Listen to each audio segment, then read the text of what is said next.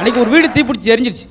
பூரா ஓடுறான், ஒருத்தன் பிறகு தூக்கிட்டு ஓடுறான், ஒருத்தன் கட்டில் தூக்கிட்டு ஓடுறான், இங்கிட்ட ஒருத்தன் அண்டாவை தூக்கிட்டு ஓடுறான். இதில் ஒரு உரல் கிடஞ்சி, யாரும் தூக்கம் இல்லை. ஒரு எல்கேஜி போய் குடுகுடு ஓடியாந்து இந்த உரல் தூக்கிட்டு ஓடிட்டான். எப்படா இதெல்லாம் என் ஸ்கூல் பேக்கை விட சின்னதாக தானே இருக்குது அப்படின்னு இருக்கான். இதில் என்ன பெரிய விஷயம்னா, ஆட்டோவில் காலையில் போவாங்க ஸ்கூலுக்கு. ஆட்டோவில் நம்மளுக்கு தெரிஞ்சு ஒரு 4 பேர் 5 பேர் உட்கார முடியும். 16 பேர் உட்காந்துவாங்க சின்ன பிள்ளைகளாம்.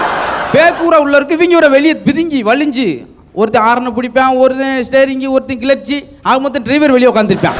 இவங்களே ஓட்டி போகிறோம். கல்லூரி மாணவிகள் அது பெரிய விஷயம். ஏன்னா கல்லூரியில் பண்ணுற கலாட்டம் வித்தியாசமாக இருக்கும். அவங்க எப்படி கேட்கணுமோ அதுக்கேற்ற மாதிரி. வாத்தியார்ட்ட ஒருத்தன், நாளைக்கு எக்ஸாம் தொடங்குது, ஏதாவது டவுட் இருக்கா சார்? டவுட்னா அதுலேயே வாடா உனக்கு டவுட்டு.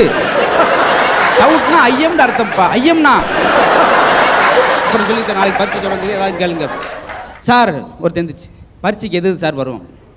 என்னை பார்க்கல கேனப்பேனா தெரியுதா? பரீட்சைக்கு எது வரும்னு ஏன்ட்டே கேட்குறியாடா? அவ்வளோ தைரியம் வந்து சார் விடுங்க சார். முட்டாத்தனமா கேட்டேன், நீங்கள் எது வராதுன்னு மட்டும் சொல்லுங்கள் சார். ஒன்றுதான் போட்டு வாங்குறதுல. அது ஒரு மெடிக்கல் காலேஜ்.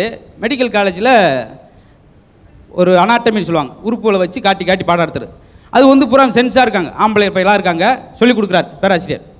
இதான் பெண்ணுடைய உறுப்புன்னு சொல்லி ஒவ்வொரு உறுப்பாக காட்டிட்டு பெண்ணுடைய கர்ப்பப்பையை காமிச்சு சொன்னார். இது என்னது அப்படின்றார். அப்புறம் பசங்க முடிச்சாங்க.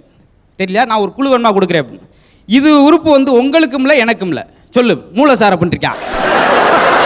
அவருக்கு இல்லைன்னா அவருக்கு உனக்கு இல்லாட்டி கூட பரவாயில்ல, அவருக்கும் எல்லாம் போயிடும்.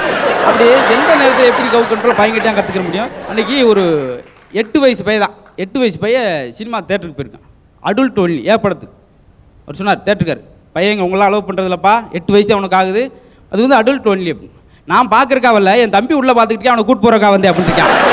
இவனவே அடித்து கற்றுக்கிட்டு அவன் தம்பி அது பண்ண வச்சுருக்கான்.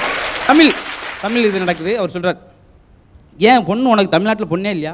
ஏன்டா வெளிநாட்டில் போய் பொண்ணு கல்யாணம் பண்ண? என்ன சொன்னீங்க? இந்தியா நம்ம நாடு, அங்கே இருக்கவெல்லாம் நம்ம சகோதரிகள் சகோதரர், நீங்கள் சகோதரில் போய் கல்யாணம் பண்ணுவாங்க, அதே வெளிநாட்டுக்கே போயிட்டே.